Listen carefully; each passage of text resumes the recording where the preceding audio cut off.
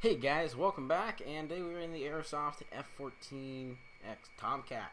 Yes, love this aircraft. Has to be one of the most challenging aircraft that I have had the pleasure to fly in Flight Simulator X. Absolutely has got to be. So the frames might be a little low today, just on while we're on the carrier, in the 20s through the 40s range, because I don't know what's going on with my system right now, but ever since I did that FSX movie, It's Alright, which you haven't seen, it's going to be, that link to that video is going to be down in the description. Ever since I did that video a few days ago, it is completely, my computer's like been completely stupid and doesn't know how to use any of its own equipment to produce good frames in game. So I don't want to turn any settings down for you guys, so I want the game to look as good as possible. And I'm not going to take anything off or any add-ons here or anything. So we're just going to go as is, and I mean, I don't think it's too bad, but I do notice it. But it's only when I'm recording, so I'm going to have to try to find a better recording software. So enough jibber-jabbering. Let's go ahead and press Shift 2. In case you guys didn't know, it's what you got to press if you have this product, and this is the first time you, and let's say maybe you're coming to my video to get a look at the aircraft beforehand before I actually go into it, or you just haven't fucked around with it yet, or I should say mess around. My bad, shouldn't cuss. If you haven't messed around with the aircraft yet and you just want to know what the heck you're going to do, then welcome, you're in the right place. So you just press Shift 2 to get up this little menu. This is like a checklist. Press Cold and Dark, that's what we're going to do. Now I'm not too great, I'm going to say that, I'm not too great with this aircraft on the startup procedure, so I may have to use the start checklist, but what we are going to do, we're going to go over here, we're going to hit fuel quantity. Oh, okay, it won't let us. So let's go here. We'll just load up the aircraft, some AM9s. This is just startup procedure, guys. I actually have to Google how to take off from the carrier. It hasn't been working for me, so I think I'm missing something. Yes, I am using the nose strut and the launch bar. I don't know where that switch is in here. I really don't. I've looked. I spent about 30 minutes yesterday looking for that. So we're just gonna load up, get some fuel tanks going on here. Yeah, we'll just get a little bit of bombs up in here. What the hell is this? Oh, okay, you can't. Yeah, let's go with these, because these are bigger and fatter. Now we'll just keep it lighter. But yeah, we want those extra fuel tanks, so we'll drop those on the way.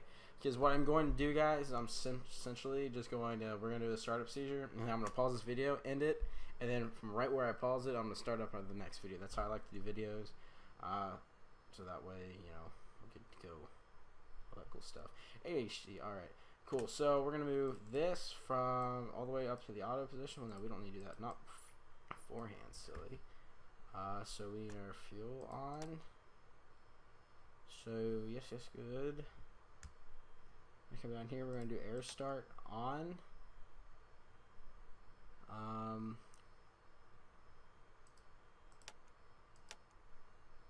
No, those need to be on like that. Okay, so what you need to do, guys, you put your air start on from normal to on. You need to make sure your throttle and everything is at off right now. Your temp needs to be norm. Your rudder, don't need to fuck with that. Your inlet ramps both need to be to stop, and your engine crank, we'll get to that in a sec. Let me just make sure my fuel and everything is on. We're gonna push Shift 2. So yep, fuel's on. We got good fuel.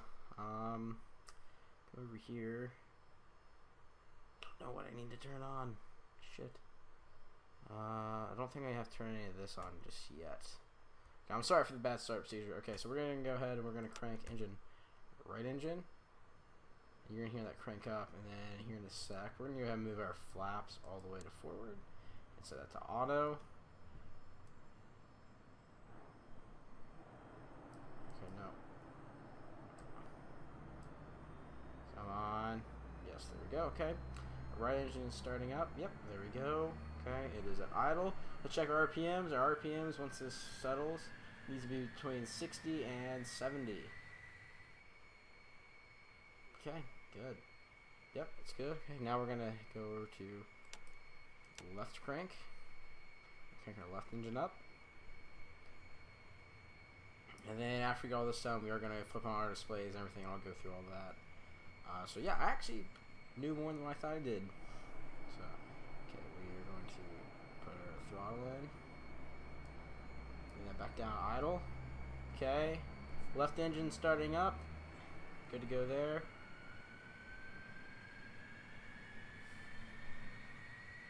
Okay, both engines are good in the green. RPM, we are at between 6 and 7. TIT is between 6 and 7, or known as TIT. Our FF is at 1. Guys, if your aircraft isn't like this, then you probably got something going on wrong, or you might have had a bad landing before your startup. So, gotta watch out for that. You don't want too high anything. You want your RPM and everything between the 6 and 7, and your TIT right in between the 6 and 7, and your FF right at 1. So, okay, now what we're going to do, we're going to go back down to norm. We're going to come over here, hit both of our inlet ramps. We're going to click auto. Okay, we're going to, no, don't need master caution on. Okay, now we're going to come over here. We still got a warning because of our generators, so we're going to hit both to normal. Master generators are good. Yep, master caution disappeared. Okay, come over here. We're going to hit our emergency hydro down to auto. Let me. Yeah, is that auto? Yeah, auto, low, okay. Okay, we're going to go flip our displays on. Good there, good. Displays are good. We're not negative 40. Let's hit B instead of altimeter. Go, we're at 60 feet off the sea level. Okay, so looking good. I think that's it, guys. Yeah.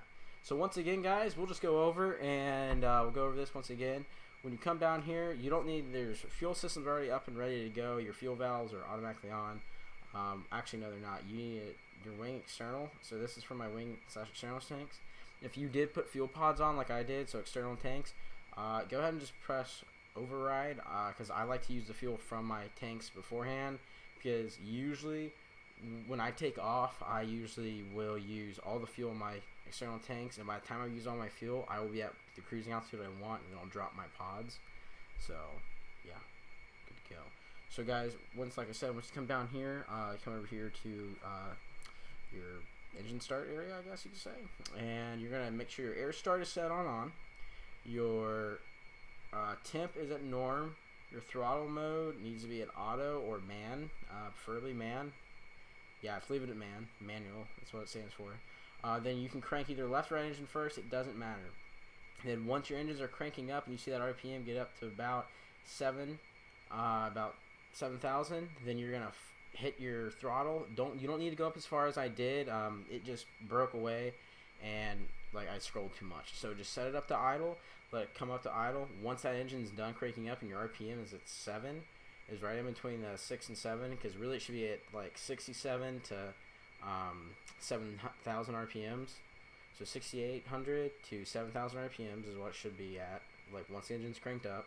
Make sure all your levels are good on your gauges, and your engine's running properly. Then you're going to come over here, then you're going to crank your left engine. You're just going to repeat that whole cycle like I said.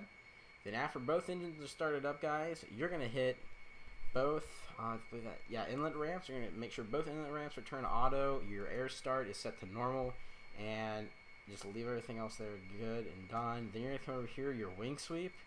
This is more for a takeoff type thing, but I do it anyways along with my startup. Make sure your emergency sweep cover is set to auto.